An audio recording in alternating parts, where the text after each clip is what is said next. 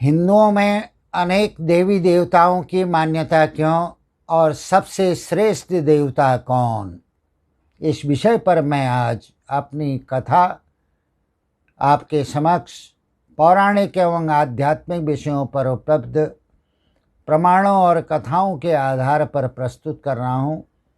मनपूर्वक सुनिएगा। देखिए, गुण कर्म स्वभाव में उत्कृष्ट दिव्य स्वरूप और इच्छित फल देने की सामर्थ्य जिसके पास है उसे देवता कहते हैं। कहा जाता है कि हिंदू धर्म में अनेक देवी देवता हैं अथवा 33 करोड़ देवता हैं। एक विद्वान के अनुसार शास्त्रों में 33 करोड़ नहीं बल्कि 33 कोटि देवता बताए गए हैं। कोटि शब्द का अर्थ है प्रकार, यानी हिंदू धर्म में 33 प्रकार के देवता हैं। कोटि शब्द को ही बोलचाल की भाषा में करोड़ शब्द में बदल दिया गया है।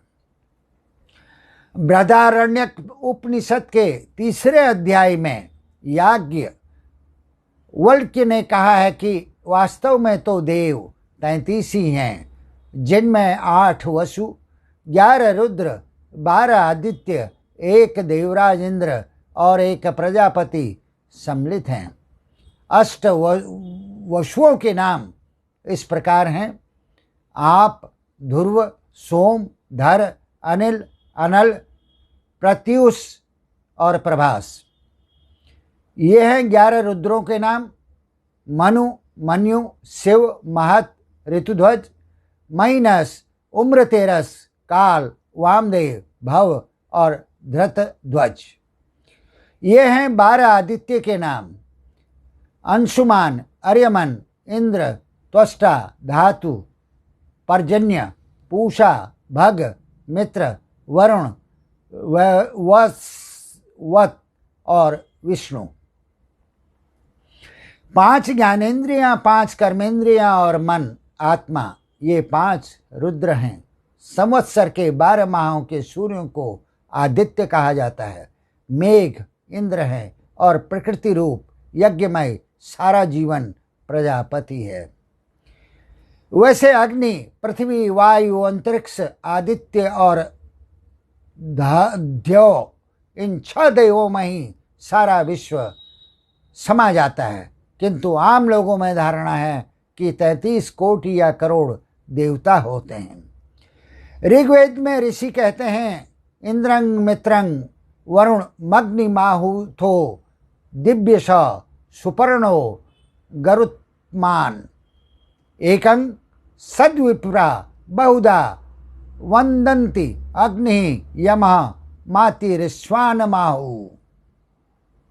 अर्थात एक सत्स्वरूप परमेश्वर को बुद्धिमान ज्ञानी लोग अनेक प्रकारों से, अनेक नामों से पुकारते हैं।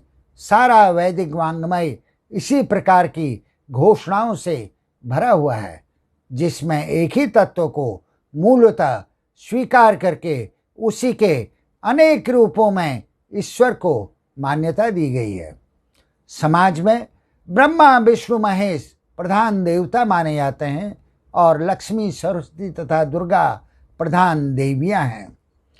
सब देवों में श्रेष्ठ कौन है, इसके संबंध में भी एक कथा प्रचलित है। एक बार ऋषियों में विवाद होने लगा कि ब्रह्मा, विष्णु और महेश तीनों में कौन देवता सबसे बड़ा है। इसके लिए ब्रह्मा के पुत्र भृगु जी को नियुक्त किया गया। भृगु सबसे पहले ब्रह्मा जी के पास ब्रह्मलोक में पहुंचे तो वे पुत्र को देखकर प्रसन्न हुए, लेकिन पुत्र के प्रणाम स्तुति वंदना नहीं करने से ब्रह्मा क्रोधित होकर बिना कुछ बोले चले गए। फिर भृगु जी कैलाश पर्वत पहुंचे तो शिवजी ने उन्हें बड़ी प्रसन्नता से गले लगाने का प्रयास किया तो भृगु जी ने बड़ी उद्दंडता से कहा, मैं आपसे गले नहीं मिलूंगा, क्योंकि आपने लोक एवं वेद मर्यादा का उल्लंघन किया है। इस व्यवहार से शिव क्रोधित होकर त्रिशूल उठाकर उन्हें मारने दौड़ पड़े। फिर भृगु जी बैकुंठ लोक पहुँचे। उस समय श्री हरि विष्णु सोए हुए थे। भृगु बहुत देर तक खड़े रहे, किंतु जब विष्णु की निद्रा भंग नहीं हुई तो भृगु ने क्रोधित होकर उनके वक्षस्थल पर लात मारी। विष्णु ने आंखें खोल दी, देखा तो सामने क्रोधित अवस्था में महर्षि भृगु खड़े थे। भगवान विष्णु ने भृगु ऋषि के पांव पकड़ लिए और नम्र स्वर में बोले, हे ऋषिवर, मेरा वक्ष कठोर है और आपके पांव कोमल, कहीं आपके पांव में चोट तो नहीं आई? भगवान विष्णु के ऐसे प्रेममयी व्यवहार को देखकर भृगु बहुत लज्जित हुए। भगवान श्री हरि ने भृगु को ऊंचे आसन पर स्थान दिया और उनके पैर दबाए। इस व्यवहार से भृगु जी तृप्त हुए।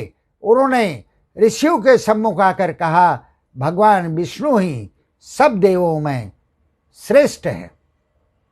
मित्रों, इसी के साथ हिंदुओं में अनेक देवी देवताओं की मान्यता क्यों और देवताओं में श्रेष्ठ देवता कौन विषय पर प्रस्तुत कथा यहाँ पर समाप्त होती है। मित्रों, मैंने इस विषय पर आपके सामने अपने विचार आपके साथ साझा किए। मुझे विश्वास है कि आपको ये विचार रोचक, ज्ञानवर्धक एवं उपयोगी लगे होंगे। आपसे अतएव मेरा अनुरोध है कि आप मेरे YouTube चैनल ज्ञान गंगा चैनल लेख को लाइक, सब्सक्राइब और शेयर जरूर करें। आपका बहुत बहुत धन्यवाद।